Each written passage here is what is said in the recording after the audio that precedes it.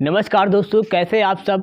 दोस्तों, आज की क्लास में हम लोग पढ़ने वाले हैं दूरी और विस्थापन। दूरी और विस्थापन की परिभाषा पढ़ेंगे। दूरी और विस्थापन में अंतर क्या होता है, आपको एक एक पॉइंट बस देखते रहना है, कुछ भी रटना नहीं पड़ेगा इस वीडियो में आपको। तो चलिए समझते हैं कि क्या होती है दूरी और विस्थापन की परिभाषा और उन दोनों में अंतर। दोस्तों, दूरी और विस्थापन को समझना बहुत ही सरल है। तो पहले हम लोग दूरी को समझते हैं कि दूरी क्या होती है, और फिर समझेंगे विस्थापन क्या होता है।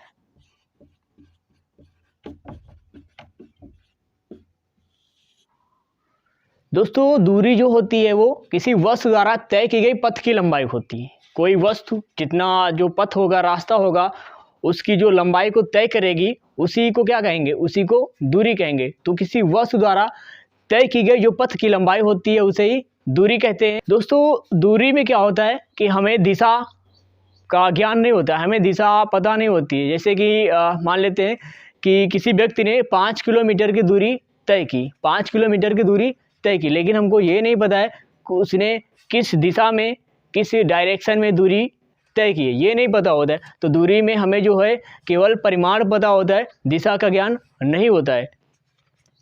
तो दूरी जो होती है किसी वस्तु द्वारा तय की गई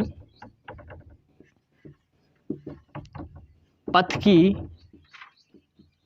लंबाई होती है। किसी वस्तु द्वारा तय की गई जो पथ की लंबाई होती है उसे ही दूरी कहते हैं। और दूरी में जो है दिशा नहीं होती है, तो दूरी हो जाती है हमारी अदिश राशि। दूरी हो जाती है हमारी अदिश राशि,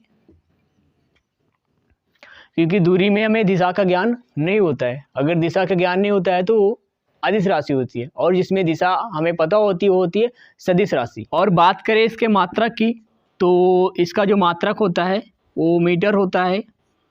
दूरी का जो मात्रक होता है मीटर होता है, सेंटीमीटर होता है, किलोमीटर होता है, प्रकाश वर्ष होता है, पारसेक होता है। और बात करें दूरी के सबसे बड़े मात्रक की, तो जो दूरी का सबसे बड़ा मात्रक होता है, पारसेक होता है। और अगर सबसे छोटे मात्रक की बात करें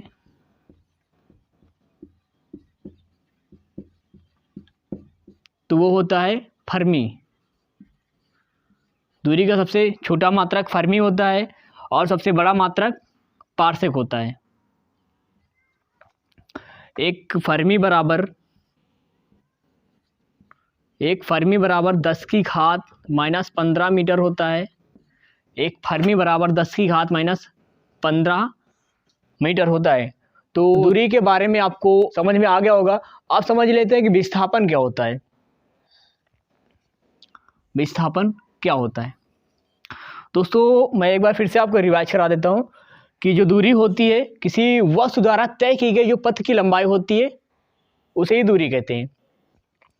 और दूरी जो होती है इसमें दिशा ज्ञात नहीं होती है, तो ये एक अदिश राशि होती है। और इसका मात्रक की बात करें तो इसका मात्रक मीटर होता है, सेंटीमीटर होता है, किलोमीटर, प्रकाश वर्ष, पारसेक, ये सब इसके मात्रक होते हैं। और इसका जो सबसे बड़ा मात्रक होता है वो होता है पारसेक, और जो सबसे छोटा मात्रक होता है फर्मी। एक फर्मी बराबर होता है 10 की घात -15 मीटर। तो अब चलिए समझते हैं कि विस्थापन क्या होता है।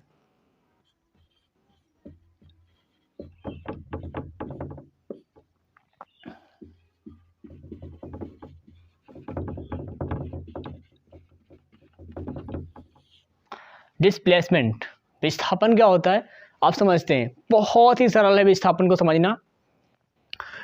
आपको दूरी समझ में आ गई होगी तो विस्थापन को समझने में कोई भी दिक्कत होने वाली नहीं है। दूरी में केवल हमको परिमाण पता होता है और दिशा पता नहीं होती, इसलिए यह एक अदिश राशि होती है। जबकि विस्थापन की बात करें तो विस्थापन जो होता है दो बिंदुओं के बीच की दूरी होती है। दो बिंदुओं के बीच की दूरी को विस्थापन कहते हैं। दो बिंदुओं के बीच की दूरी को विस्थापन कहते हैं।